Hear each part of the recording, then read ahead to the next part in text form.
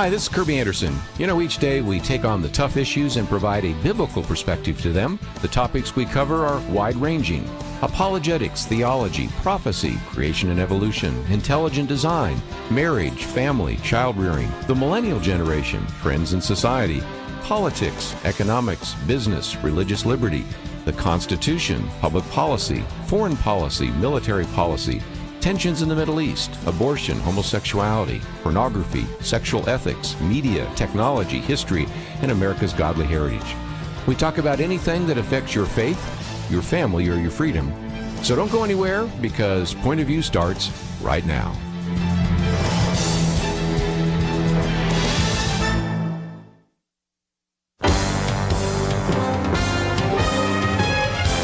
Across America, live. This is Point of View.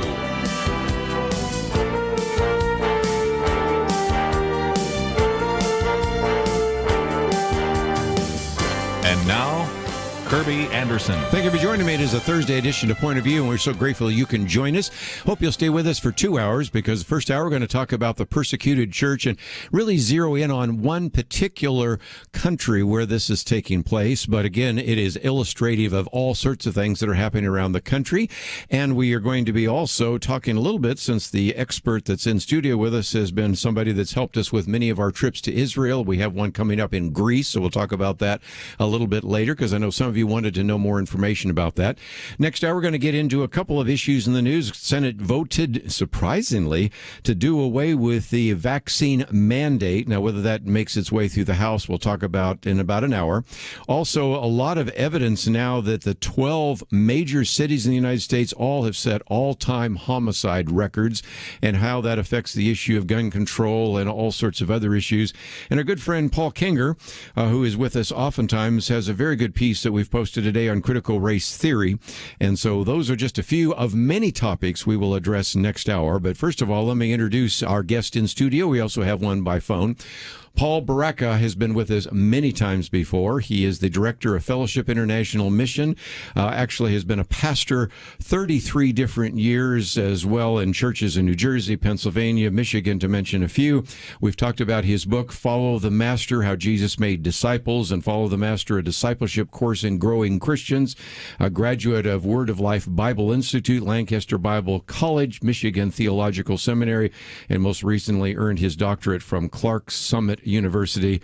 The list goes on, but it is great, brother, to have you in studio with us today. Thank you, Kerby. Great to be with you. Great to be in Texas in December, where it's a lot warmer than it is in the Northeast. And so we're having a great time here.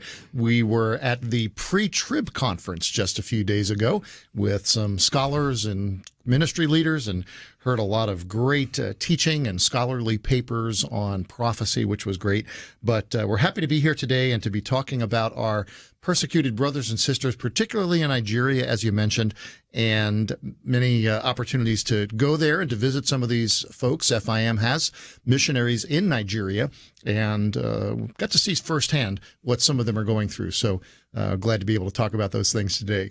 If you look at the list that is published by Open Doors of the countries where the greatest persecution takes place, number one, as you know, is North Korea. Then the next 8 are all Muslim countries, and one of those is Nigeria. Correct. Now making its way into number 10 is India. By the way, I had some Indian missionaries in my Sunday school class, and I want them to meet you this Sunday, as a matter of fact, that have actually talked about that. Not so much anti-Christian as pro-Hindu, but let's get into Nigeria for just a minute. Give us some facts, because I think most people would not realize how significant Nigeria is as a country in Africa. That's right, Kerby, and you're not hearing it in the news, but there is indeed a severe persecution of Christians happening in Nigeria today. And one of the things that makes this such a vital interest to Christians is the size of Nigeria. Most folks probably don't know Nigeria is by far the most populated nation in Africa. Amazing. 206 million was the population count in 2020. That's almost twice of the nearest country, which would be Ethiopia with 114 million and Egypt with 102 million. So it's a massive country, even though it's not the largest in size and land space in Africa. It is the most populated. It's in Central Africa, and it's on the West African coast. So if you remember Africa and then kind of that belly in the middle of Africa, if you go right into the centerpiece of that belly, that's where Nigeria would be. And of course, it's rich in oil and rich in minerals, and for that reason, it has been a country of particular interest. It's also a country, because the center of Africa, most of North Africa, is dominated by Islam. And many of those countries are countries that would practice Sharia law. They would be caliphate-type countries, so much persecution and many terror cells going on in those countries. The South has been more Christian. Now, when we talk about Africa and Christian countries in Africa, please, I think we've got a separate idea of the church you go to in your Sunday school class, and that. Yes. When we say Christian, it's kind of more ethnic or political Christianity. I understand. Now, many of those would be born again folks, but it would include many different denominations and so on. And so the interesting thing about that is Nigeria is right in between these two predominant worlds, the Muslim world in the north, and indeed Nigeria has what they call in Nigeria the Middle Belt. And so it's that region right through the middle of Nigeria, and it marks the demarcation between the North Muslim area and the South Christian area. And in the Middle Belt, those Middle Belt states are where we are seeing so much of the persecution. Our FIM missionary that's going to join us in a few minutes, Dennis Shelly, was ministering in a seminary in one of those Middle Belt states.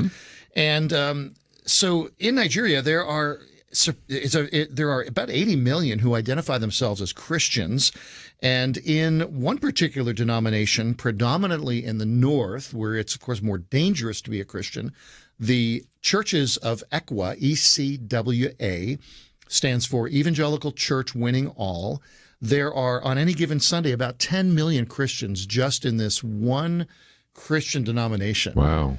And it's a conservative Christian denomination. It is the churches that were formed by SIM missionaries in the 1950s and 60s and 70s. And then they formed their own Nigerian denomination. And, I broke away from the SIM identity. So right now, the situation in Nigeria, and all of that kind of background to give our listeners an idea of what's going on, the prior president, prior to 2015, was Jonathan Goodluck. And Goodluck was, many have testified that he was a firm Christian believer. And he was doing a lot of very good things in terms of fairness and equality, not just for Christians, but for all of Nigerians. In 2015, with the help of the Obama administration, a Muslim leader by the name of Buhari, he became the president. Interesting, David Axelrod, who ran Obama's two campaigns as his campaign director, went to Nigeria for 6 months and campaigned and ran the campaign for, or influenced the campaign for Buhari. So Buhari is a Fulani Muslim, and he is allowing an intense persecution going on right now against Christians. And we've talked about the Fulani Muslims, but when we come back from the break, I want to get into a little more detail about that as well, because you might then, of course, wonder, first of all, what's the government doing to help persecuted Christians? We, of course, have Voice of the Martyrs and Open Doors and other groups on here. And, of course, today we have Fellowship International Mission with us.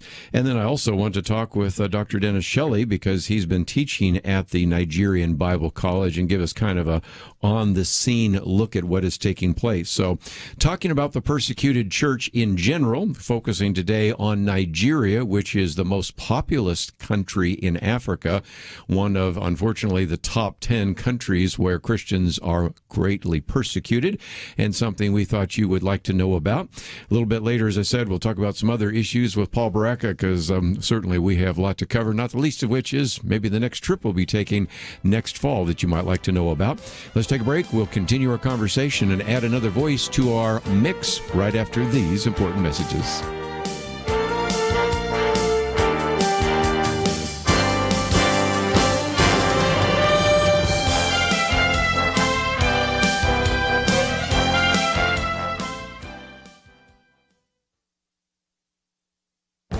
This is Viewpoints with Kerby Anderson.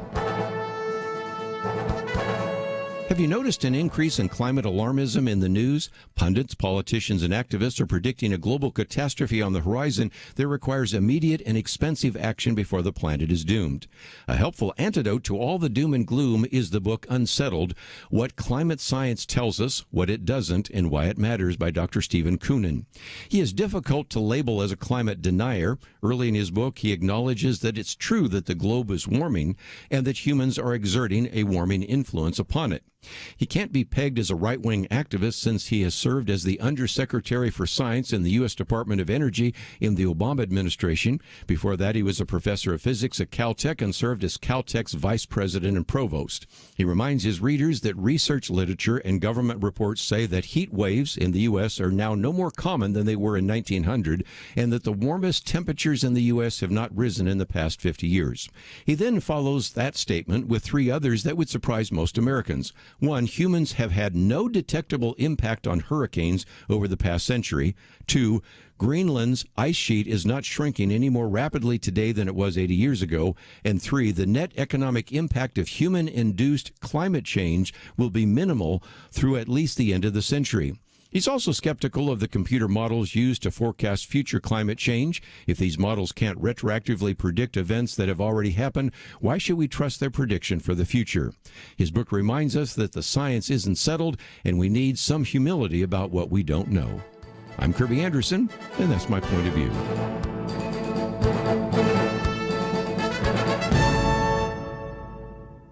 Go deeper on topics like you just heard by visiting pointofview.net. That's pointofview.net.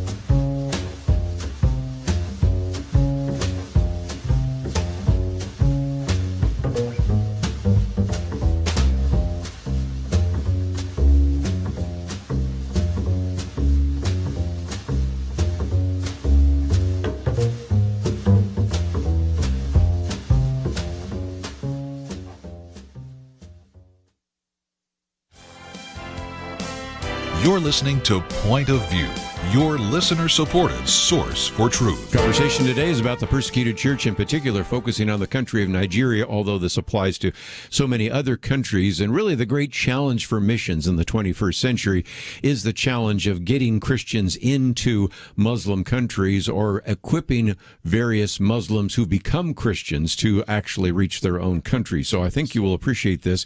We have in studio with us, of course, the Director of Fellowship International Mission, Paul Barreca, Dr. Paul Barreca. And let me now introduce as well by phone Dr. Dennis Shelly, and he is an individual that has taught at a Nigerian Bible college for 11 years and also can help us understand a little bit more about ECWA, Evangelical Church Winning All, the national church that was established by SIM, used to be called Sudan Interior Mission, of course, a long time ago. He has, of course, been an FIM mission advocate, and so Dr. Shelly, thank you for joining us today here on Point of View. You're welcome. Let's, if we can, just before we get into some of the specifics of what the teaching was, you left off, Paul, by talking about what happened. And again, this is sort of one of those scandals where this previous administration, I guess you have to go back to the Obama administration, tried to influence an election in Israel, also tried to influence an election in Nigeria. So a lot of people might be wondering, okay, what's the U.S. government doing now since the current president was vice president under Barack Obama? So what's going on? Well, Kerby, the Biden administration in November, just a few weeks ago, removed Nigeria from what is called a country of particular concern. That list is a U.S.-generated list of countries that are involved in violations of human rights and religious rights. And what was devastating about this is that persecution of Christians in Nigeria is increasing. And at the same time, the Biden administration says, oh, there's no problem here. And it is a cause of great concern for many advocates of religious liberty around the world.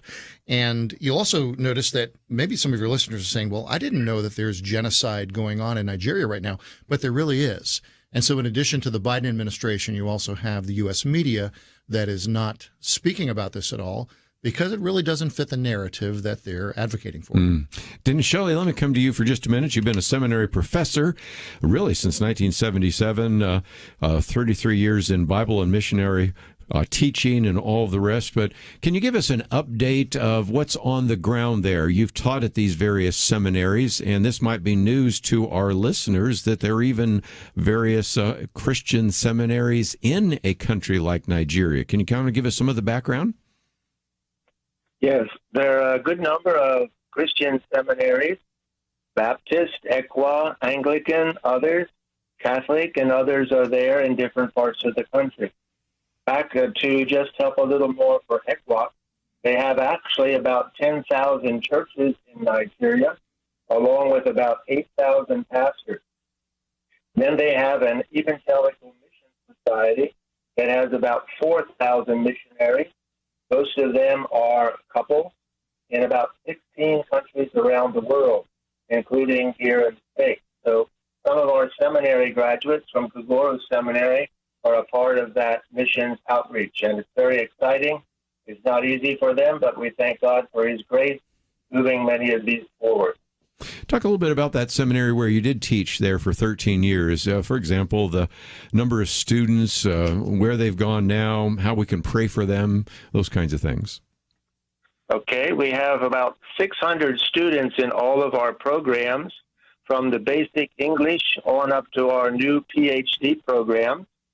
But because of the virus, the COVID restrictions, and recent threats on the seminary from Fulani militia, the seminary had to move to online courses. Then we have a weak and irregular phone and internet system there in our area. This has been difficult for those studies. Yet they had a low-key graduation on November 27th for over 120 students. And we thank God that they were safe during that activity. But the exciting thing is that the seminary is training students for ministries as pastors, missionaries, lay ministries, and Christian religious knowledge teachers. Nigeria, compared to America, has many more freedoms because some of our BA graduates can teach Bible courses in the public elementary and high schools. Amazing. And I've challenged all of our students, no matter what their major, let them be missions-minded pastors, missionaries, teachers, and lay leaders. Let's, if we can, maybe focus, and this will be sort of a difficult part here, and just a program note for anybody who has children listening, but I do want to focus on persecution, and you do have some very tragic stories of individuals that you've worked with or known that have actually been killed through some of the persecution. Can you share some of those? Yes, a lot of these things have happened just within the last year or year and a half.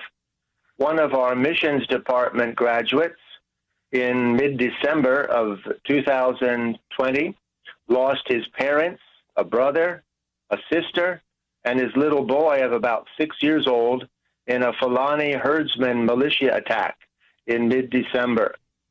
And in that village, about 30 homes were burnt during that same attack. Then other students and staff have had challenges.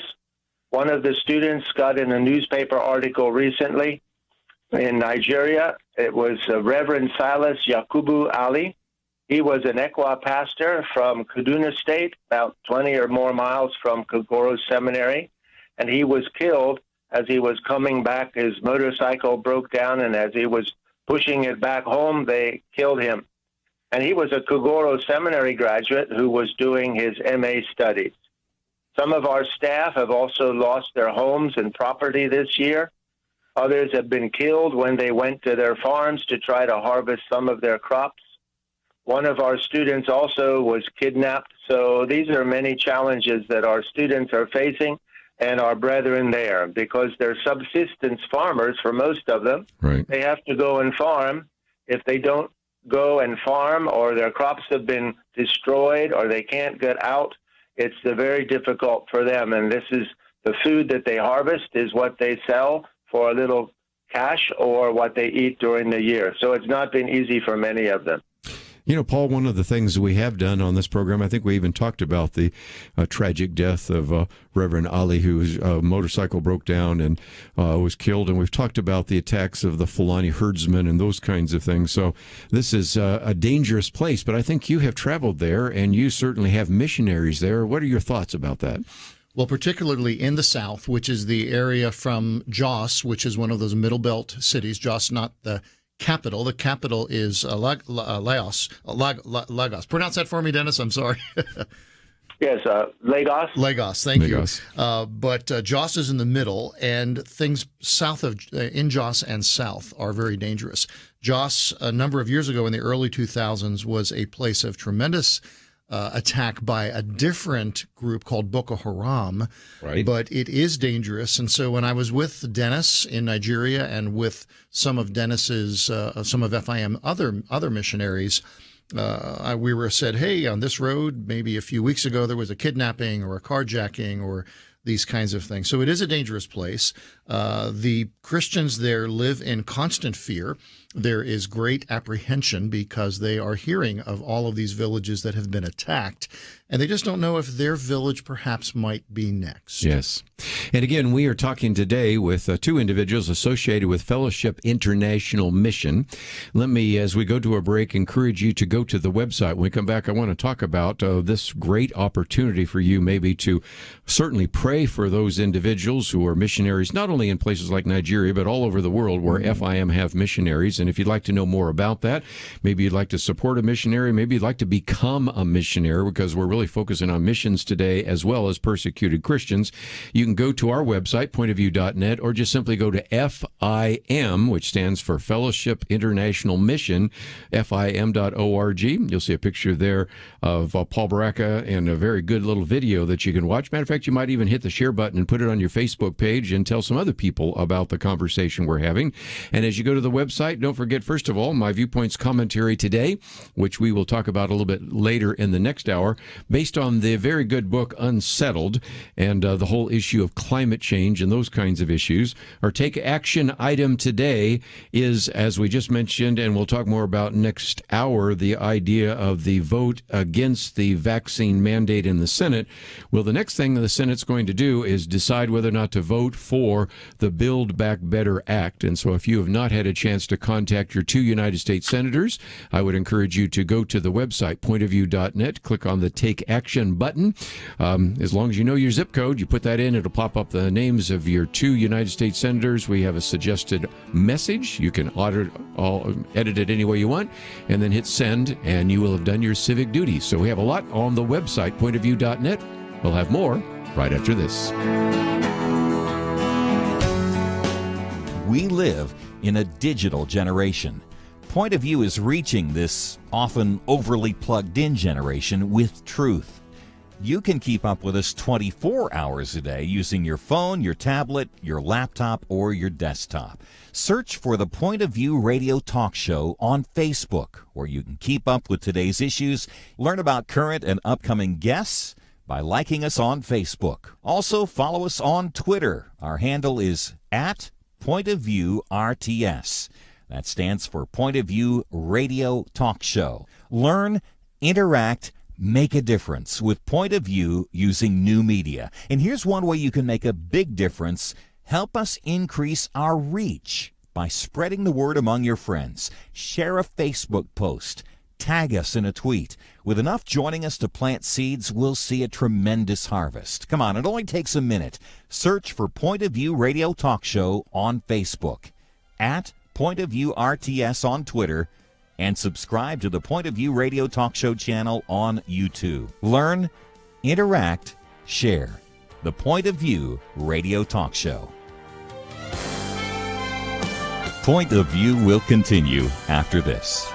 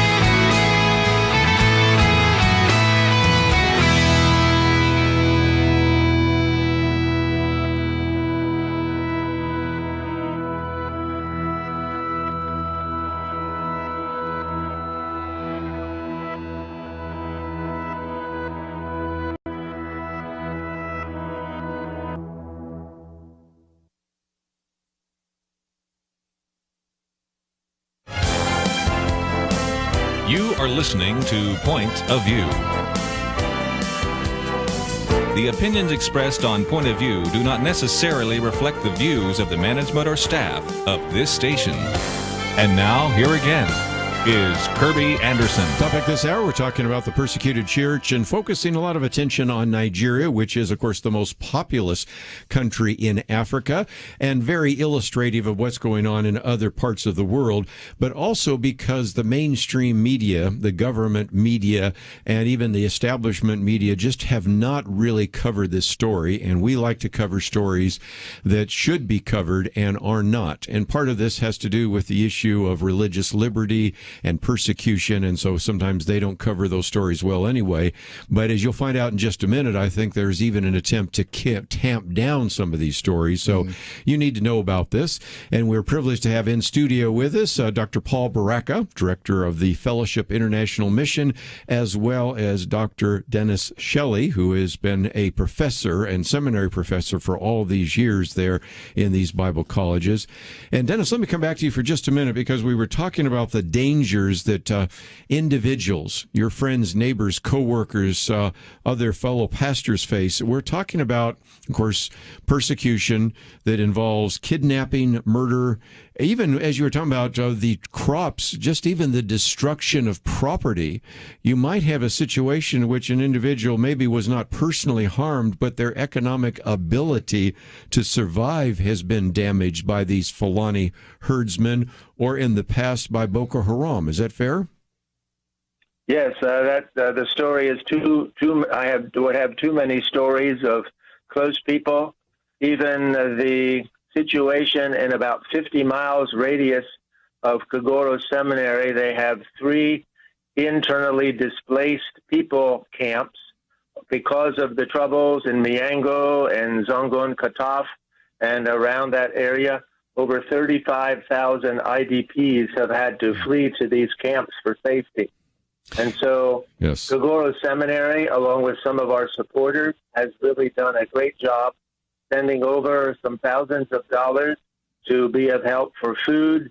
I think we've helped probably about 50 or more families who have had their houses burnt, that we have been able to buy some roofing sheet, and we've made some faces very, very happy. For example, one of the ladies, she wrote back, she lost her house, her roof, it was burnt. She said, "I lack words to express my gratitude. The help came as a shocking surprise. All hope had gone after the Fulani attack and destruction. I'm eternally grateful to the donors." So we're hearing some smiles on and some hope for these people, which is a big challenge and an encouragement to us, because their faith is very, very strong. If I may add, let me just say one thing, that this sounds so bad. I asked our provost, has any good come out of this? And he said that more people are turning to Christ, back to God fully, to focus on Him. Some are throwing away their idols and not returning to their traditional idols for protection. More Christians are realizing that the church is one and not so divided. Prayer groups are forming to trust the Lord more. And even the provost said, to have a day or night that's peaceful is a bonus. Our lives can go at any time. So they're trusting the Lord to take care of them, and surely a challenge to us. Paul, I was just thinking about the fact how many times we said that oftentimes the church grows in the midst of persecution, and so that is certainly the case. Dennis, I want to get a couple more questions from you, and then we're going to move on to some other topics. But the first question that's certainly in everybody's mind is, well, where's the Nigerian government in all of this? We did hear, of course, that the president is probably a lot less sympathetic to Christians, but has there been any statement by the government about this or any action? Can you help us with that? Almost every time, Kerby, that there's trouble like this, you see a newspaper article.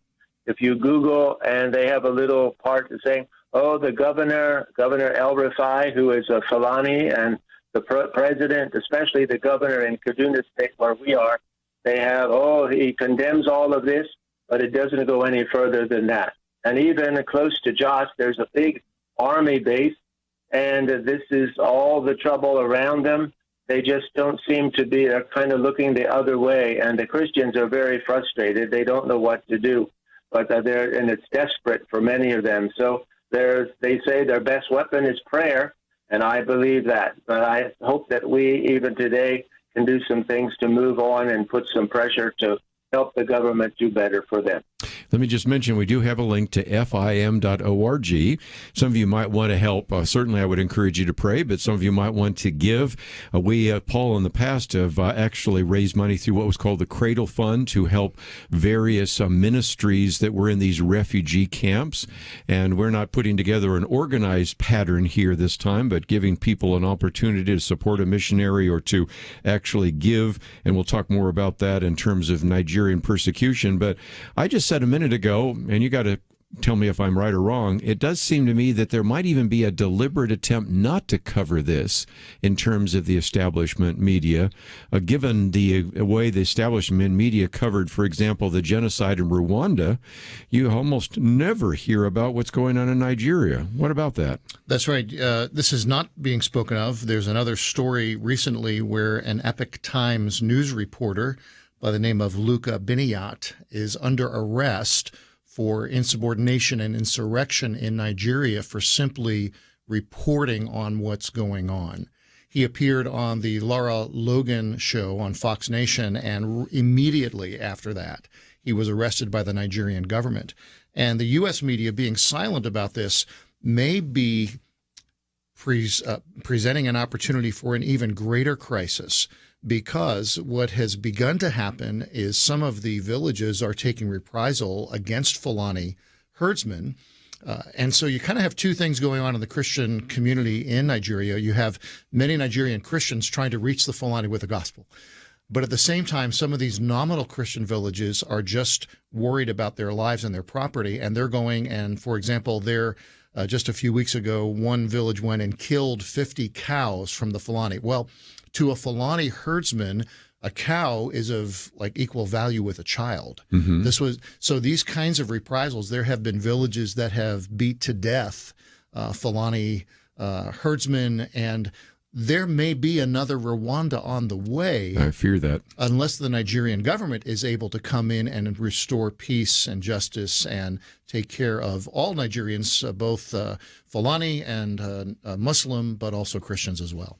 Dennis, maybe talk for just a minute about what you think our listeners, and we have listeners all over the United States, but also, of course, many people listen in or watch the video later on in other parts of the world. But what can they do in light of some of the things you've been sharing today? I think, first of all, if they can continue to pray more faithfully for our Christians there to be coping with all this trauma and loss. If there's an attack today, it might be peaceful next week, and then they don't know when the next one will be without any protection from the government or the police. So prayer, and also giving financially to our relief fund. The seminary is overseeing that. We have a relief fund for persecuted Christians that's on the FIM website. Also, our student scholarship fund, even for a student, even for like $200 or so, helps to pay for a semester for a student. And many of them are not able to pay even that. So we have a work scholarship project and a fund, and then students can work on campus some toward their school fees. So those two funds are good ways to be of help. I might just mention, Paul, when people go to fim.org, click on the button that says Give, and then they can scroll down and find that section that relates to this issue of persecution. And if nothing else, Dr. Dennis Shelly, I appreciate you being with us today. Thank you in some respects for being our eyes and ears there in Nigeria, and I certainly encourage people to pray for you and your family. Thank you very much. Just before we go to a break, let's once again talk about that. When we come back from the break, I thought maybe we'd talk about some of the other places where you're helping the persecuted church. One of those is Afghanistan. Number one is North Korea. Number two is Afghanistan. Of course, in the top 10 is Nigeria as well. So I do want to talk about that. But also we have a great website that you can find. You can either click on the picture of Paul Barreca or Dennis Shelly. Both of those will take you to fim.org, or you can go there directly. And so we want to talk about what you're doing in some of these other countries. But I know before I let Paul go in this hour, there are going to be some people saying, Are you going to do another trip to Greece? We get that question all the time. And the answer is, if everything works out, we've had to cancel a couple of Israel trips, haven't we? Yes, we have. But looks like we might actually have one to Greece and Turkey, we hope. And this would be an opportunity to actually walk where Paul walked, the footsteps of Paul. Such a great ministry. And we have been there before, but we've been to places like Philippi and Corinth and Athens and Berea and Thessalonica. But this time I might even get a chance to go into Turkey and go to Ephesus and some other things. So we're going to talk about that in case you were wondering what the future is, and you might start allocating some time in the, I guess it'd be late September. We'll talk about that in just a minute for that. But we need to take a break, and we're privileged to have in the studio with us for a few more minutes Paul Barreca with the Fellowship International Mission. All that coming up right after this.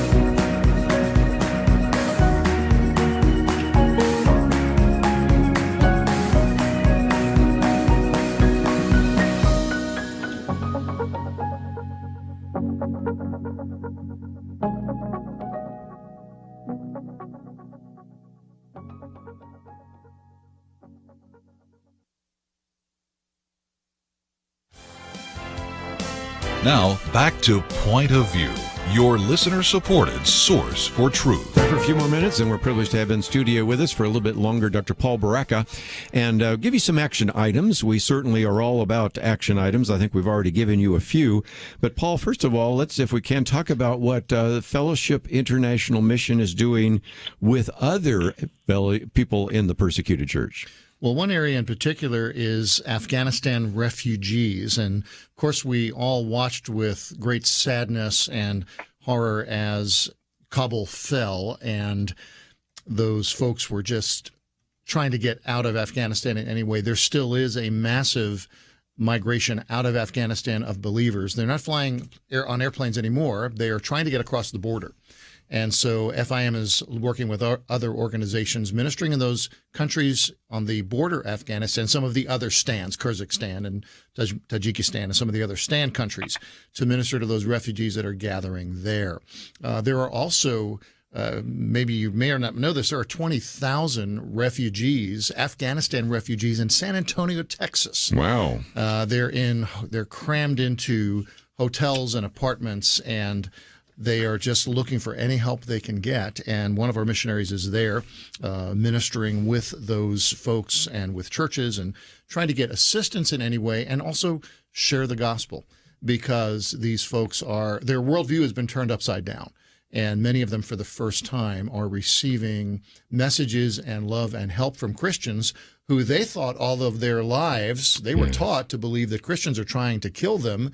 And they find out, no, it's Muslims that are trying to kill them. And they cross the border, they come to America, they are evacuated, and they discover that Christians are trying to help them and love them. Mm-hmm. And boy, that is a great opportunity for the gospel. And again, we've talked with Joel Rosenberg about the fact probably more Muslims have become Christians in the last decade or two than in the last almost 1,500 years. So again, It is amazing how that has played itself out. Yes. So again, we've talked about prayer. What about this idea of giving again? And certainly how maybe people can not only support Fellowship International Mission, but also some of these other groups that we talk about. That's right. And we do need to be careful with how we give, because there are some organizations that, because of our empathy and our compassion, they may not be using these funds. They may be kind of pigtailing off of these crises to raise funds for themselves. So at FIM, for humanitarian funds, our organization does not withhold any operating funds. Right. All of the 100% of the gift is given to the people in need. So we have funds going on in Nigeria, but some other trustworthy organizations that you've already mentioned, the Cradle Fund. We would also mention persecution.org. That's the Voice of the Martyrs. And they have a number of projects, particularly in Nigeria. SIM.org, that used to be Sudan Interior Mission, but SIM.org also is a trusted organization where you might be able to give and know that your funds are going not to promote the organization, but to give directly to those Christians who have needs. And I just mentioned that when you were talking about your organization, I'll pat you on the back a little bit, but was it Ministry Watch listed you as a shining light ministry? And so again, that's a really tremendous accolade to the kind of way in which you work very scrupulously to deal with those funds in an effective way. But just before we get into some other issues, I noticed you have a couple Bible verses here that maybe would be ones that people could write down and use as they pray, or maybe even pass on to others to encourage them to pray. Well, we're encouraged in Scripture to remember those who are in the persecuted church. I think one verse in particular it brings to mind is Hebrews 13, verse 3. The author of Hebrews says this: "Remember those who were in prison, as though in prison with them, and those who are mistreated, since you also are in the body." And I'm convinced, and I think most commentators and most Bible scholars would say, that the prison is certainly not Christians who are in prison because they've done something wrong. 1 Peter 3 says, what credit is it if you're punished for doing something wrong? But these are people who are in prison because of their faith. Yes. And the author of Hebrews is writing to Hebrew Christians who were really being, they were facing a crisis. Do I keep my Christian faith even if it means persecution? Mm-hmm. And so remember those who are in prison. Remember the persecuted church. I think also the Apostle Paul. The Apostle Paul spent much of his ministry in prison. He was in prison at Caesarea Maritima, where we visited several times on the Mediterranean coast. Herod's port, that was also a place of imprisonment for Paul in the dungeon. And then he was in prison in Rome for 2 years. He was released, and then he became a prisoner again, an imprisonment that eventually left to his death. And Paul writes to us in Colossians. Paul treated his imprisonment as ordained of God. He recognized the injustice. He didn't want anybody else to be imprisoned, but he also realized that God had him there for a purpose. In Colossians 4:18, for example, he says, "I, Paul, write this greeting with my own hand. Remember my chains." The book of Philippians was written from prison, and he encourages the Philippian church to remember to pray for him. So I think as believers in Jesus Christ here in the United States, at the current moment, we still have a pretty large degree of religious freedom. But as we know, that is not guaranteed. That may come, it may go, it may change through whether it's vaccine mandates or government intrusion on the church or losing religious liberties in some ways. But while we have this freedom, I believe we need to use it for God, for good opportunity. And I think that means certainly praying for the persecuted church when we can. And I think we all should be involved in giving to the persecuted church and to remember those who are in chains. Kerby, if I could just say one thing I appreciate about Point of View is that you give your listeners not just information about the world, but what can we do about it? And so listen and tune into Point of View to get not only the information about the world, but your action points as well. And let me just mention that you have kind of a 3-page summary of this. So if somebody said, I'd like to pass this on to my missions pastor or something like that, they could contact you through FIM. That's right. But we only have about a minute or two left. I thought we might just say that we are planning, Lord willing, with all the details that come about, to have a trip to Greece and Turkey. Can you tell us a little bit more? Well, I think a lot of our listeners are saying, man, I've been having my travel plans and vacation plans. I've not been able to do anything. We think we've got a good opportunity for you in September, late September 2022, a Bible tour visit. Bible tour vacation where you're going to be hearing from Kerby and from myself and from our Christian guide there in Greece and also in Turkey. So we're really tracing the footsteps of Paul, both his ministry in Ephesus and then also in Greece as well. So we'll be seeing, for example, the island of Patmos, the church in Ephesus, some other places in Corinth as well, and a little vacation time on Santorini Island, not a place of great biblical significance, but a nice place to go and put your feet in the Mediterranean. So that's coming late September, and we are working through the details and trying to make sure that COVID doesn't close this one down. Well, again, I know there have been many people wanting to know about that, and I thought I'd just wait till you were here in Dallas to talk about that. We've partnered with you before, and it's worked out very well, and people always want to know everything from dates, cost, and everything else. And of course, we'll get more of that information out there. I always tell people, if you're worried about cost, ours is always less expensive than most of the others because we're here to help you, not to make money. And I think you will really benefit from that. And it has been fun. Every time I teach on 1 Corinthians or 2 Corinthians or Philippians or Ephesians or whatever, just have the pictures, and it's something to be right there. So I'm always enjoying the opportunity to co-labor and co-minister with you. And thank you for giving us an hour today here on Point of View. Thank you so much, Kerby. Great to be with you, and appreciate the focus on the persecuted church today. It's very appropriate, and as we come to the Christmas season and think about all of God's blessings, I think it's a great opportunity for us to help those who are suffering for their faith. Let's take a break. When we come back, first of all, we gave you some action items. You can go to FIM.org, or you don't even have to remember that because that link is there. We have my Viewpoints commentary. We have our take action items today. And if you find yourself saying, I'd like to pass this on to others, you can simply go to the website, download the podcast or the feed, and send it to someone else. So it's all there at the website, pointofview.net. We'll be right back. Supreme Court Justice Clarence Thomas recently said, "The Declaration of Independence has weathered every storm for 245 years. It birthed a great nation. It abolished the sin of slavery, and it endeavored to address its effects.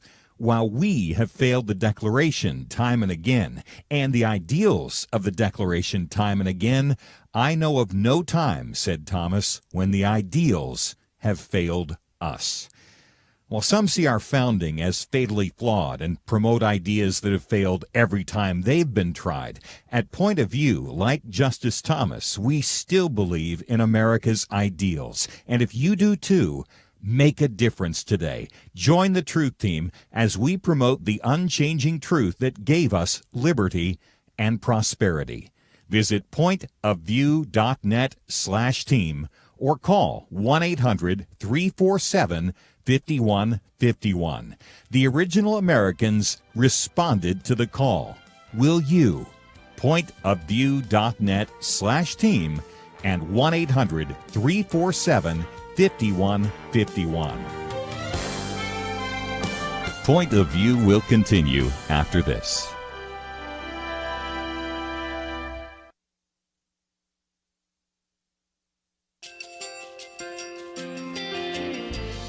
I just want to thank you so much for all the wonderful programming you have. You're just absolutely fantastic. I recently started listening to Point of View, and I really found it interesting because of the different subjects you cover. Thank you for that. I really appreciate everything that you do in keeping us informed. Thank you, Kerby, for everything that you have been doing. I appreciate all the work that you're doing, advocating for the Word of God. Thank you so much. Point of View, I think, is absolutely necessary because it's a Christian perspective, a biblical worldview perspective, and receive very current, up-to-date information about what is really going on, week to week in our culture, which is changing so rapidly, and yet it's morally sliding backwards. Yeah, I'm just, first of all, I thank you guys. Y'all's program is wonderful, and enjoy it every day. I learn so much every time I listen to it. Point of View Radio Talk Show.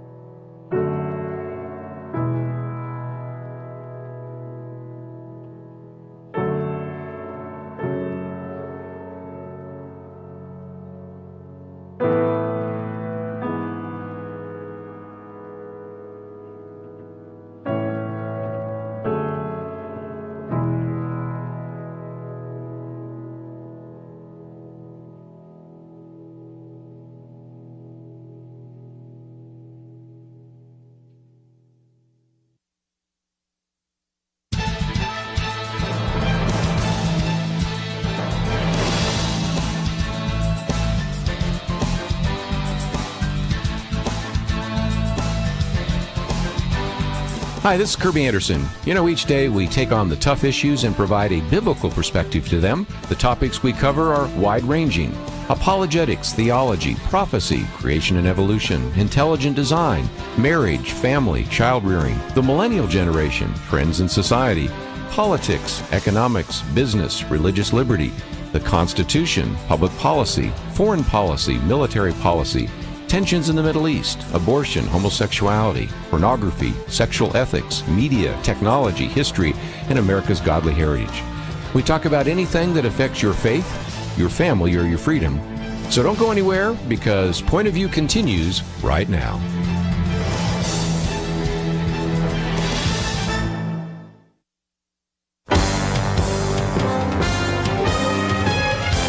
Across America, live. This is Point of View.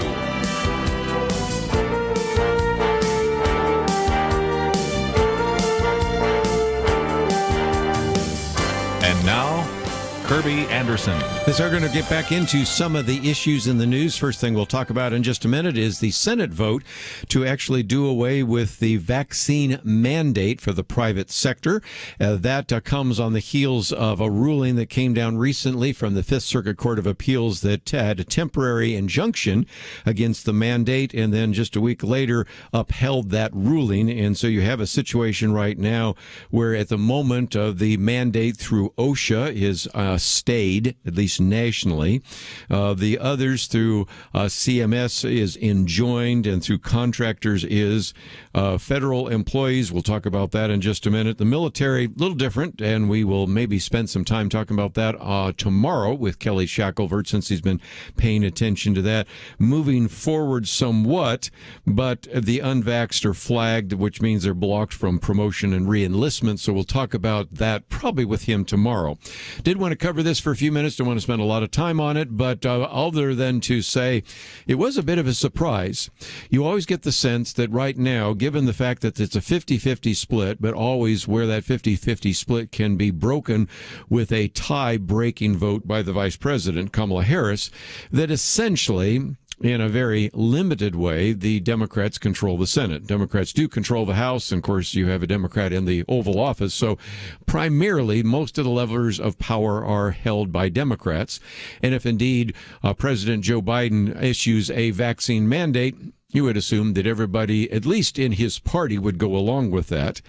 That was not the case. Wednesday night, the U.S. Supreme Court voted 52 to 48 to do away with the vaccine mandate for private businesses that have 100 or more employees.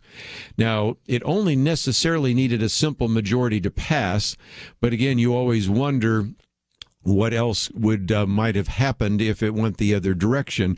But you had at least two Democrats, so let's give them some visibility. Senator John Tester, who's a Democrat from Montana, and Senator Joe Manchin, who is the senator from West Virginia. And by joining those other 50 Republicans, it passed 52 to 48. Now, the person that spearheaded that, if you want to give credit, was Senator Mike Braun, who is the senator, Republican senator from Indiana. He posted a tweet, came out just earlier today. No one should be forced to choose between getting a vaccine and losing their job. This mandate puts millions of livelihoods and every American's freedoms at stake. President Biden must heed the message of the Senate sent tonight by a bipartisan vote. That's a little overplayed because you only got two Democrats, but okay, it is true, and abandon this overreach. So this is, again, something that may now make its way back to the House. And first of all, let me just explain that this has been something that's been in the works for some time. And again, the first article we've posted, if you'd like to read it in its entirety, goes through this. I'm not going to spend a lot of time on the vaccine mandate other than just to simply say this was a bit of a surprise to me. The Senate Republicans, by the way, had tried to actually tie this idea of the vaccine mandates and preventing that to the continuing resolution funding that was necessary to keep the government going. Let me once again remind you, this Congress and previous Congresses haven't passed a budget in years. So this is simply a continuing resolution, just simply saying, well, just keep funding that. And there were some attempts to do that. Again, let's give some credit to Senators Mike Lee, he's a Republican from Utah, Senator Robert Marshall from Kansas. They had an amendment to put there, but it failed, and so that didn't go any further. There was an attempt to do the same thing in the House of Representatives. The Republicans in that case were Representative Chip Roy, who's a Republican from Texas, and some of the other House Freedom Caucus members tried to do that, but that's the case. Now, the resolution, which comes from the Senate, not likely to pass the House, and even if it did, which I can't see that it would, it could necessarily be vetoed by President Biden. So it's kind of a moral stand, but it isn't necessarily going to be binding in the way that people would like. But I know that a lot of you are obviously and should be concerned about the vaccine mandate, because even if you have been vaccinated, even if you think the vaccine is a good idea, as many people do, to require individuals to do that and to say you will be losing your job over it seems like one additional step. I've heard, but I haven't checked it out myself, but maybe some of you, if you want to call in, can tell me if this is true, that if you look at I think it's the latest Webster's Dictionary, the definition of anti-vax includes not only people that don't want to be vaccinated, but people that disagree with a vaccine mandate. And if that's the case, you can kind of get the sense real quickly that we've sort of moved the goalposts or changed the ideas of what being anti-vax really means. Just to be fair, this article also does give you a quote from the White House Press Secretary Jen Psaki, who said, "We certainly hope the Senate will stand up to the anti-vaccine and testing crowd. We're going to continue to work to implement these. If it comes to the president's desk, he will veto it." So even if it did pass the House, he promised to veto it. "We've got a new variant. Cases are rising. The president's been clear. We'll use every tool to protect the American people, and we hope others will join us in that effort." So if you are convinced that we shouldn't have this vaccine mandate and people should not lose their jobs because they are hesitant about a vaccine, then you might be encouraged by what has come from the Fifth Circuit Court of Appeals, which actually ruled against the mandate. We'll see how this works its way up through the courts, but I just wanted to give you a little bit of that update in what took place in the United States Senate. While we're talking about that, just before we take a break, let me mention, because I probably won't get to it again, that we still have given you an opportunity, if you would want to do so, to contact your two United States senators about the Build Back Better Act. This, we give you lots of facts and figures and information that certainly would cause you to be concerned about that, not the least of which is cost. You can find some of my commentaries where we estimate that we're talking close to $5 trillion, not even close to the less than $2 trillion people say, if you really are honest about this and don't believe the budget gimmicks. But even apart from the money, which we don't have and will have to print to make it work, are all the really bad ideas in this.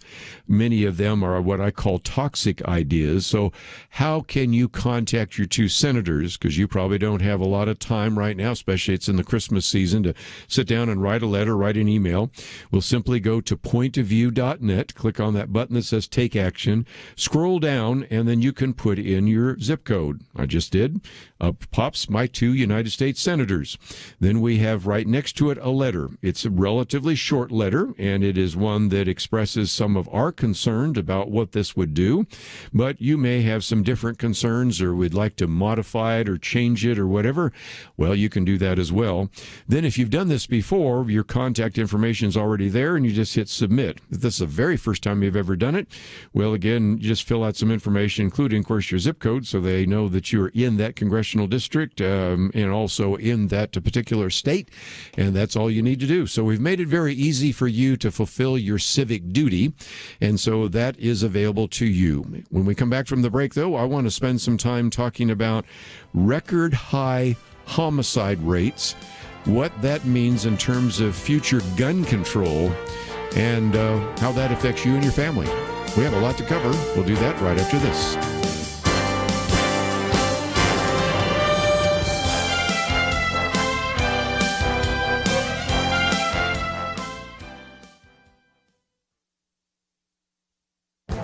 This is Viewpoints with Kerby Anderson. Have you noticed an increase in climate alarmism in the news? Pundits, politicians, and activists are predicting a global catastrophe on the horizon that requires immediate and expensive action before the planet is doomed.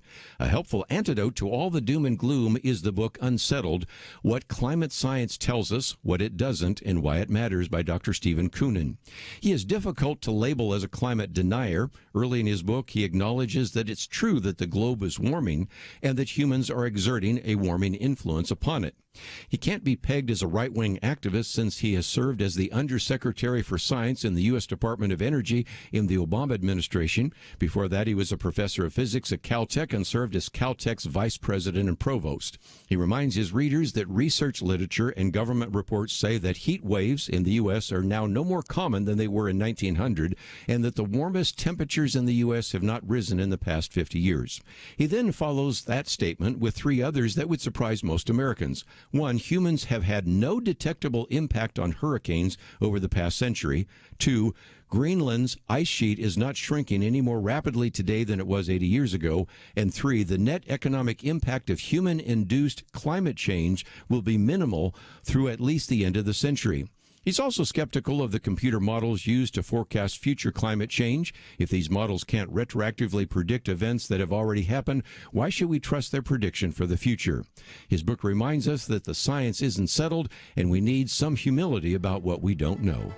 I'm Kerby Anderson, and that's my point of view.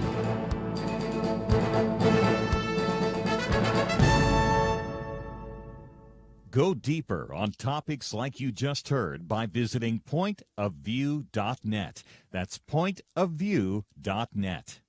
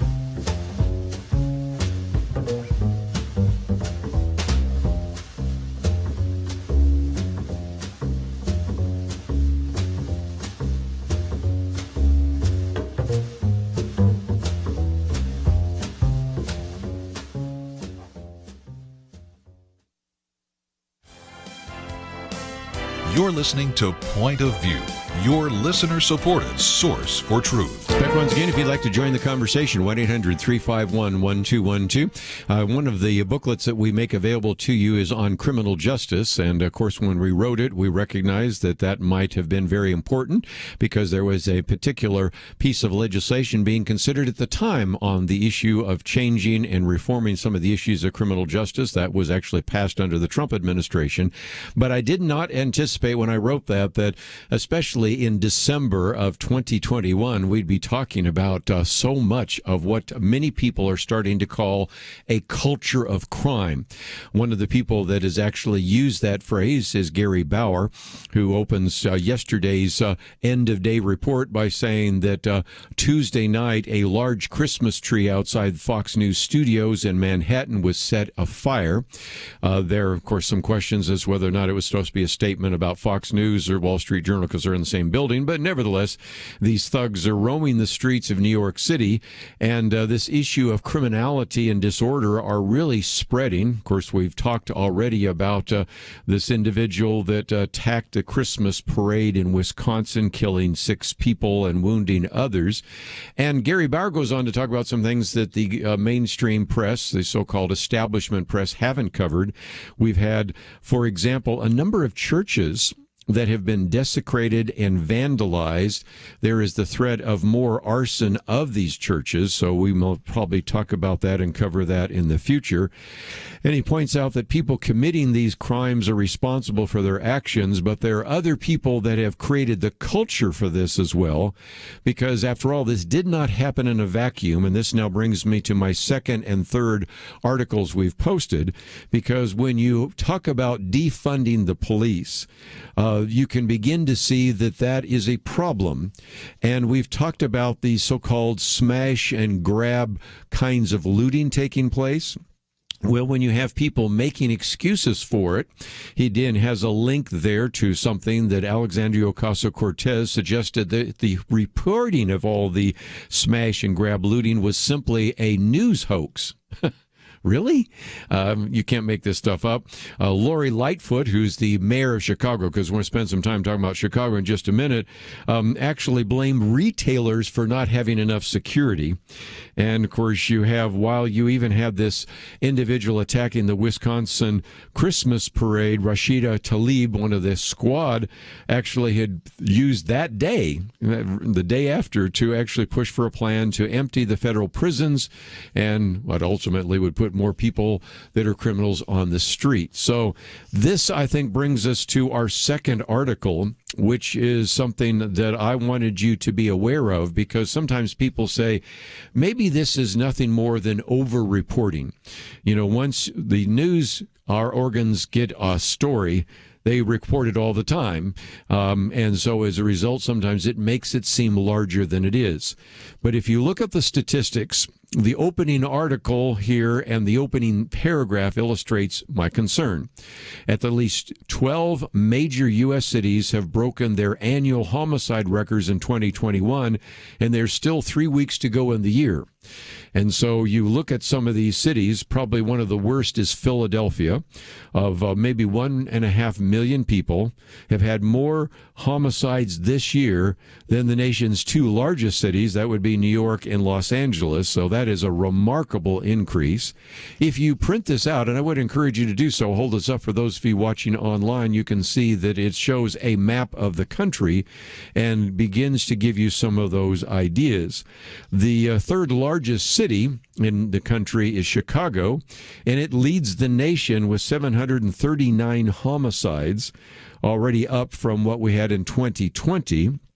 And the deadliest year remains 1970, and we may not surpass that, but these are records for, in this case, many decades, but also in some cases, these are records, all-time records in some of these cities. You might wonder what some of those cities are, so I thought I'd rattle a few of those off. I've already illustrated two of those, and that's Chicago and Philadelphia. St. Paul, Minnesota. That ring a bell? Well, that's, of course, remember the George Floyd riots. Portland, Oregon. Well, you remember all the riots there. Tucson, Arizona.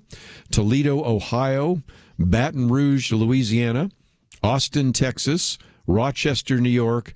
Albuquerque, New Mexico, to mention just a few. And so you start looking at some of these and you recognize that these are cities. And I think there's always been this belief that if I live in a city, well, I'm sad about that, but I don't really go into the city, so I'm pretty safe. But all of this increase in the smash and grab looting and some of that causes people to recognize that even if I live in the suburbs, I might be dangerous. And as I go through this list, many of these particular cities or the suburbs surrounding them are places where we actually broadcast Point of View. So you might say, okay, why? Well, we don't have to guess at that either. This article takes you to Robert Boyce, who is a retired chief of detectives for the New York Police Department. He's also a commentator for ABC News. You may have seen him there before. And he says while there may be no single reason for the jump in slayings, there's one that really stands out to him. And he said, quote, "Nobody's getting arrested anymore. People are getting picked up for gun possession, and they're just let out over and over again." And as we point out in the booklet on criminal justice, if you allow people on the streets, well, then they can perpetrate more crimes. And an individual in prison or even in jail is not going to be able to commit those kinds of crimes. So that is the case.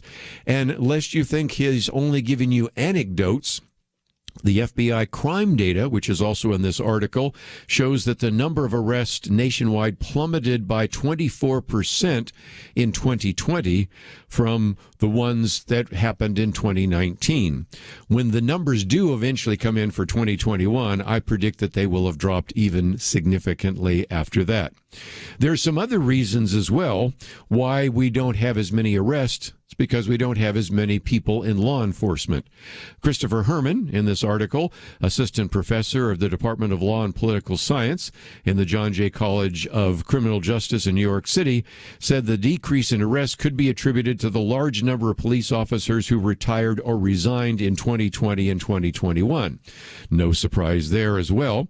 The police executive research found that the retirement rate in police departments nationwide jumped by 45% in 2020 and 2021. Another 18% resigned, they found, and this coincided in many cases with all the so-called social justice protests and calls for defunding law enforcement agencies. And so there is a very direct link, I believe, between some of the rhetoric and what has taken place. Which now leads us to the third article, and this one talks about the fact that up until now, there has been real resistance in allowing Americans in certain locales to actually be able to get a firearm. But what has changed is the tremendous fear that is taking place, and Philip Riboli spends some time really just talking about the laws in the state of Illinois, where you have, especially in Chicago, some very stringent anti-gun laws. And in that particular large city of Chicago, which has had such a remarkable increase in the homicides, you've had more and more people that are actually wanting to see if they can arm themselves, because the hope that the police will protect them is pretty much vanished. And in the second page, he says it's hardly surprising then to learn that 40,000 plus law-abiding people in Illinois applied for a gun permit in little more than a 2-week period in June of 2020. That was a 500% increase over the same period the previous year. And so we can begin to see, as he quotes some of those facts and figures, quoting from the Chicago Sun-Times, that shootings are up 220% in downtown Chicago, which mirrors a citywide violent crime wave. And he uses the example that if you were actually having a fire and you wanted to then get a hose to put the fire out, but you couldn't get any water because the city determined that before you were allowed to actually put out a fire, you had to seek permission, and then you had to wait a few days. He illustrates that in some respects, that's kind of what some people in the city of Chicago feel in terms of their inability to be able to arm themselves. So I suspect perhaps more than ever before, the Second Amendment may be a really significant campaign issue in 2022. In simply because, as we can document in our second article, that we have a crime wave that in some cases and in many cities is setting an all-time record. And as a result, Americans are feeling that they live in a dangerous world and feel that maybe they have the responsibility to defend themselves rather than even hope that the police might show up. Love to get your thoughts about that. We have some more to cover, but what about this issue of crime, the Second Amendment, arming yourself? 1-800-351-1212. We'll take some calls right after this. Having civil conversations about important issues seems to be harder and harder. Various media outlets tell people what they should believe, why they should be outraged, and getting people to actually think, well, it can be difficult. Whether it's the gospel, tax issues, social policy, or just about anything else, you need to have solid information and clear thinking to address the hard issues. You need God's truth applied. And that's what you get in less than 2 minutes with Point of View's Viewpoints Commentary, a daily resource to help you be informed and think through the things we need to be talking about. It is free and will arrive in your inbox each day when you visit pointofview.net/signup. Sometimes we know we should say something, but we're silent because we're not quite sure what to say. Viewpoints Commentary can help you break the silence and change the narrative. It can make you a more equipped agent for truth. Get your free subscription to the Viewpoints Commentary at pointofview.net/signup. pointofview.net/signup. Point of View will continue after this.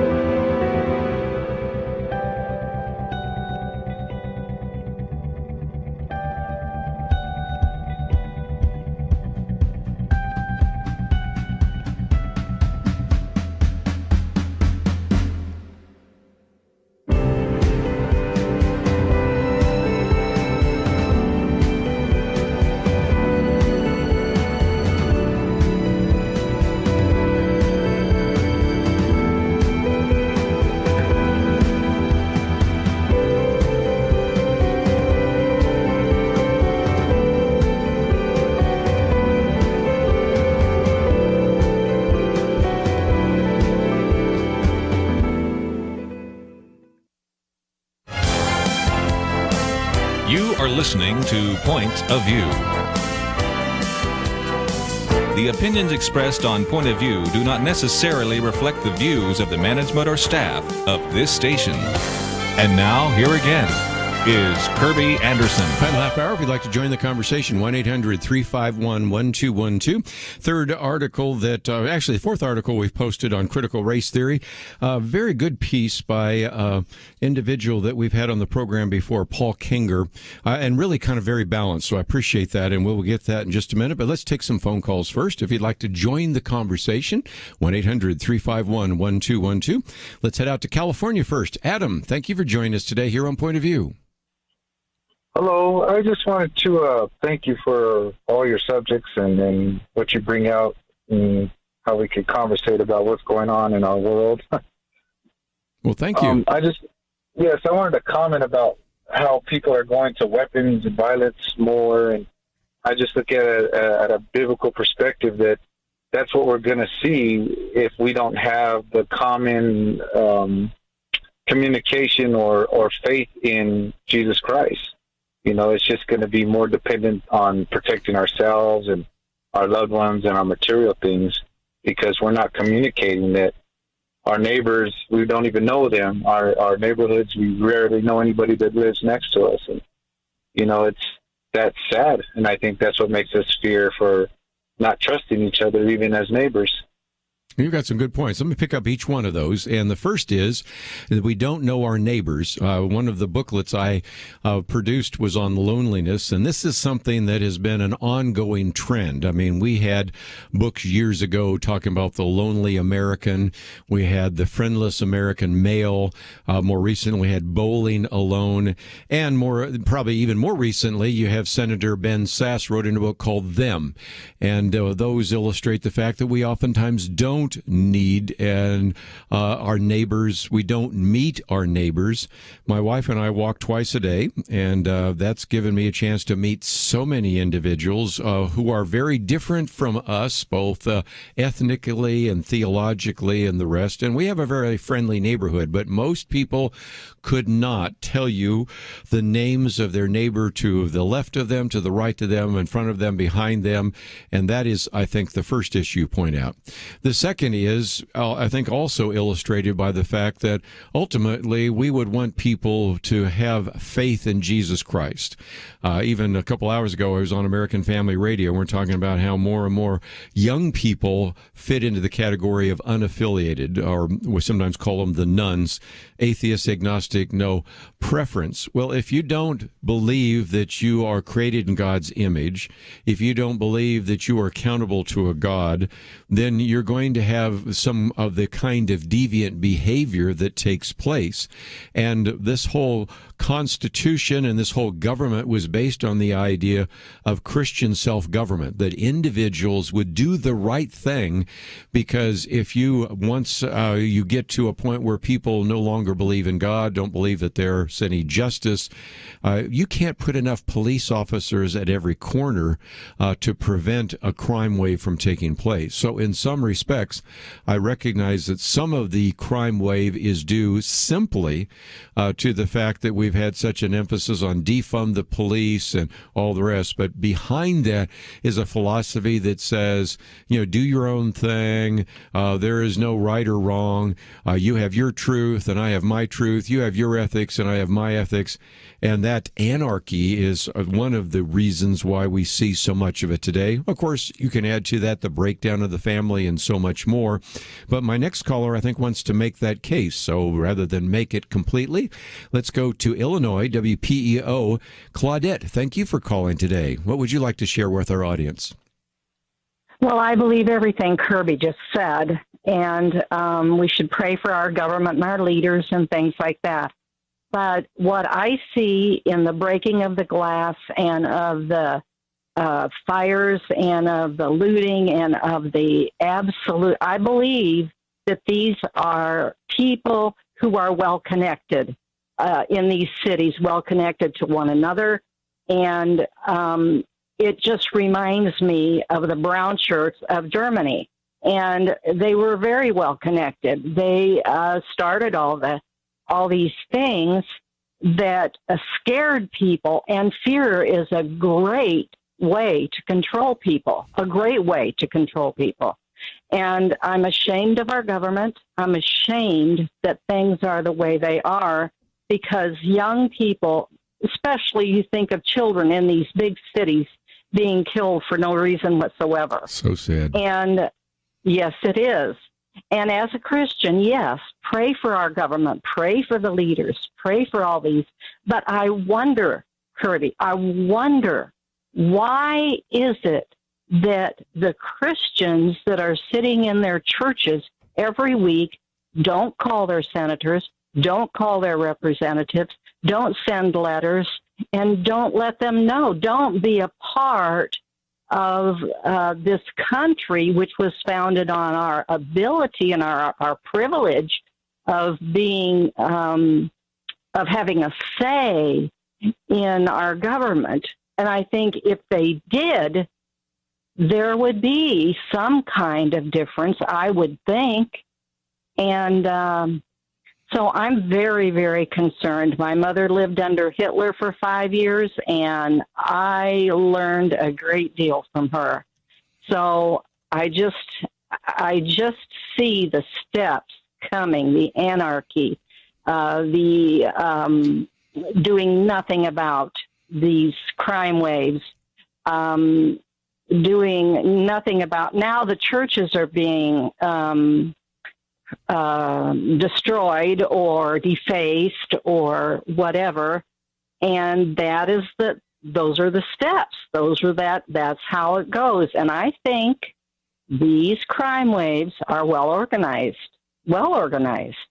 And you can make that case very easily because we've seen videos of a van pulling up and all these signs coming out. And notice how these signs always look so well produced. And obviously they weren't produced within a few seconds of the, quote, grassroots protest. So we understand that. And you have really spoken to that, given the fact that your mother's experience reminds us that we should really, in this next election for you in Illinois, determine who you're going to send to Springfield, Illinois, determine who you're going to send to Washington, D.C., but more importantly, know who in the world is going to be running for district attorney, because I've said, when we have the pandemic and lockdown, a lot of people couldn't have told you who their county judge was, but once that county judge began to do some lockdowns, they all of a sudden knew who that was.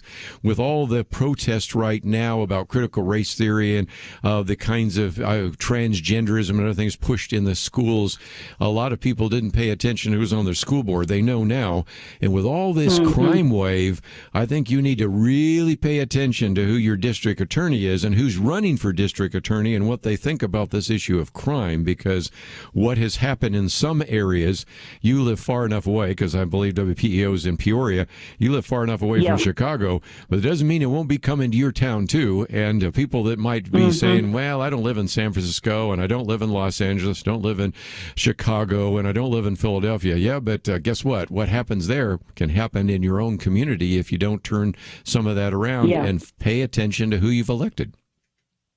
Yes, I believe that. And thank you so much for taking my call. And I listen to you every day. Thank you so much. Well, thank you for those comments. I might clip one or two of those out and play them again, because I think more people need to hear that. But just before we take a break, let me just mention that after the break, I want to give you just kind of a brief overview of this issue of critical race theory.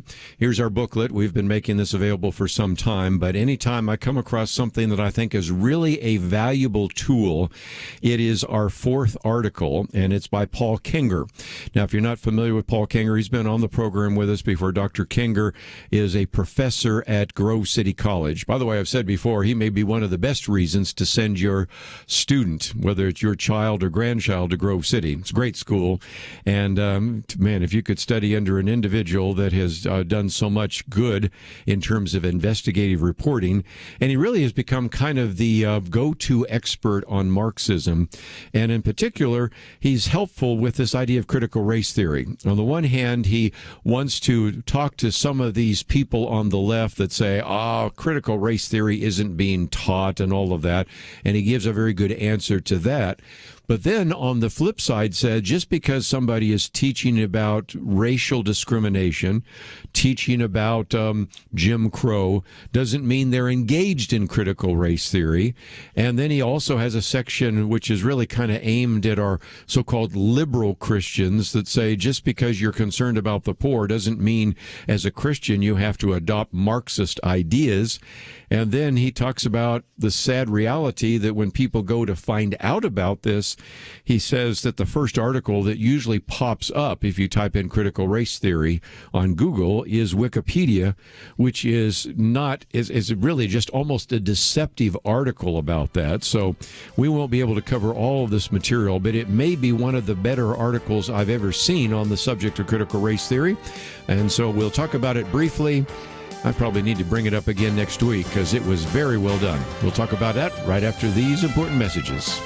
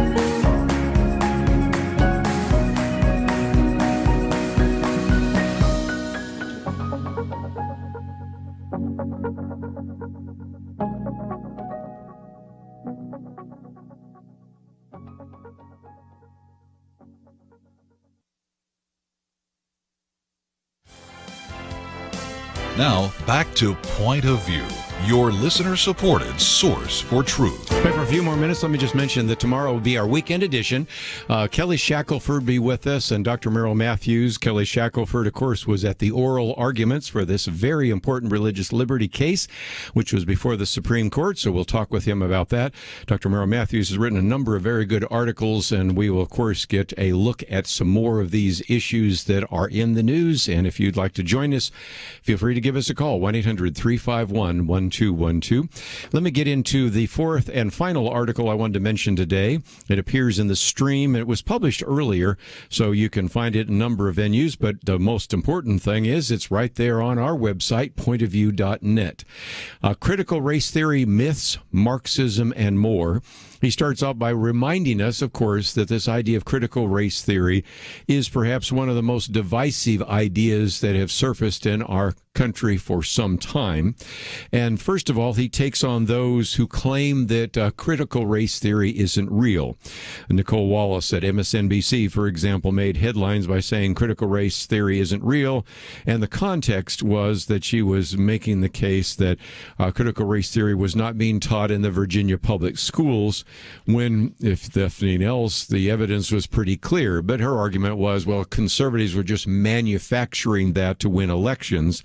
But actually, the revolt actually happened in Northern Virginia. I used to live in that area, and I know that what you're talking about there is a pretty highly Democratic district that was raising this question. So it doesn't really even pass the straight face test. But again, we have on more than one occasion pointed you to various articles that document the curriculum that was being taught.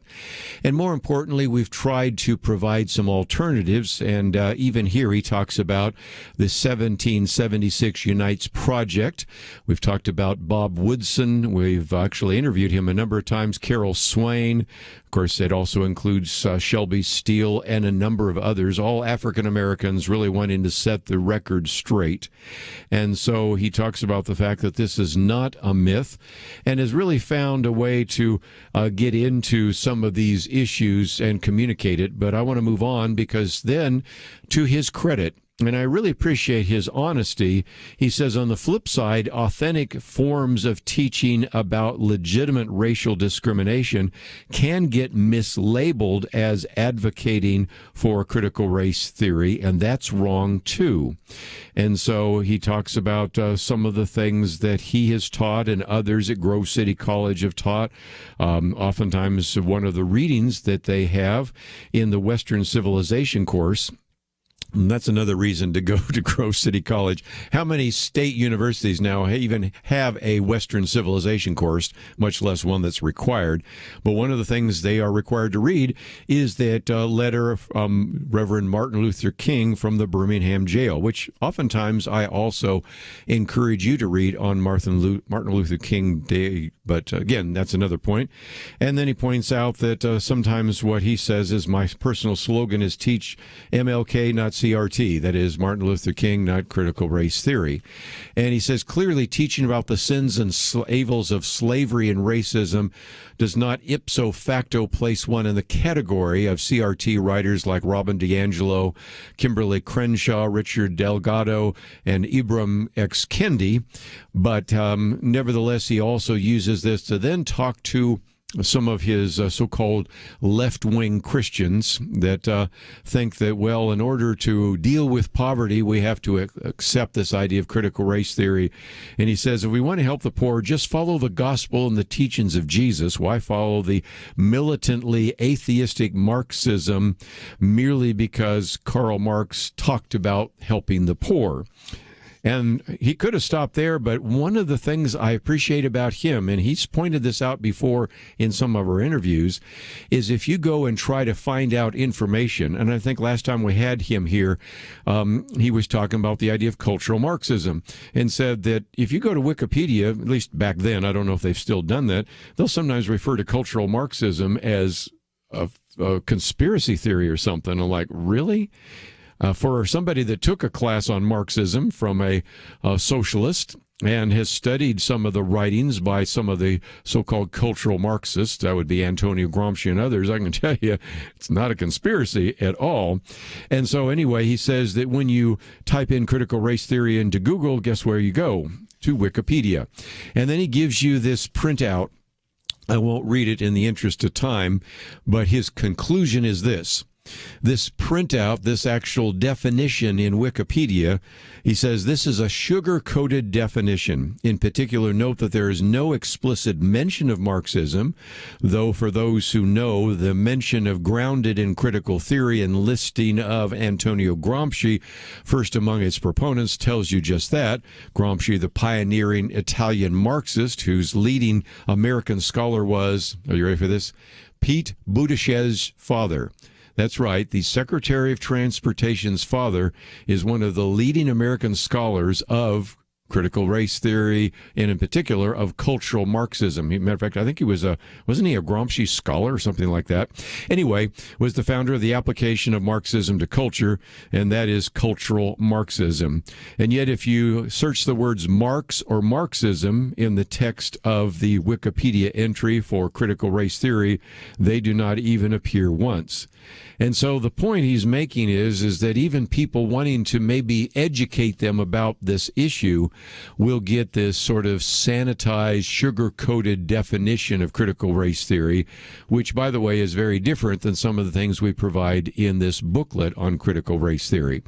But then he concludes by, again, giving us some kind of a Christian perspective and said that Karl Marx saw people not as individuals made in the image of God, the Judeo-Christian conception of human beings in the image of God, but as groups to be shoved into opposing categories pitted against one another as foes.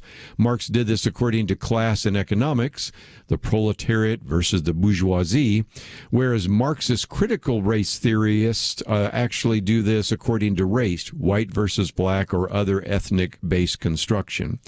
And so he then ends with some really good comments, one from Dr. Wyatt T. Walker, who, by the way, was very close to Reverend Martin Luther King. He said, today, too many remedies, such as critical race theory, the increasing fashionable post-Marxist, post-modernist approach that analyzes society as institutional group power structures rather than on a spiritual one-to-one human level, are taking us in the wrong direction, separating even young school children into explicit racial groups and emphasizing differences instead of similarities. It says the roots of CRT are planted in entirely different intellectual soil. It begins with blocks, with each person assigned to an identity or an economic block, as in Marxism. And his final point is that this illustrates, again, one of the reasons why we also talk about social media, because he says this is what big tech has done. It not only controls the media narrative, but it even controls the meaning of words and terms. So, very good piece. It is the fourth article we've posted today on the website at pointofview.net. It is a resource that I would encourage you to take advantage of, and of course, we've posted it, and would encourage you to use that if you would like to know more about this very hot topic and controversial topic of critical race theory. Well, that's all we have for today, and so let me encourage you to go to the website. First of all, if you'd like to know a little bit more about the persecuted church, and in particular would like to connect up with Fellowship International Mission, it is FIM.org. And of course, we were privileged to have Dr. Paul Barreca and Dr. Dennis Shelly with us the first hour. We have information about everything from vaccine mandates, homicide rates, gun restrictions, and of course this one that we just mentioned on critical race theory. So take the time to find those resources, print them out, send them elsewhere, and educate yourself and people in your sphere of influence. I want to thank Andrew for his help as an engineer. I want to thank Steve for his help as a producer. We look forward to seeing you tomorrow right here on Point of View. Supreme Court Justice Clarence Thomas recently said, "The Declaration of Independence has weathered every storm for 245 years. It birthed a great nation. It abolished the sin of slavery, and it endeavored to address its effects. While we have failed the Declaration time and again, and the ideals of the Declaration time and again, I know of no time," said Thomas, "when the ideals have failed us." While some see our founding as fatally flawed and promote ideas that have failed every time they've been tried, at Point of View, like Justice Thomas, we still believe in America's ideals. And if you do too, make a difference today. Join the Truth Team as we promote the unchanging truth that gave us liberty and prosperity. Visit pointofview.net/team or call 1-800-347-5151. The original Americans responded to the call. Will you? Pointofview.net/team and 1-800-347-5151. Point of View is produced by Point of View Ministries.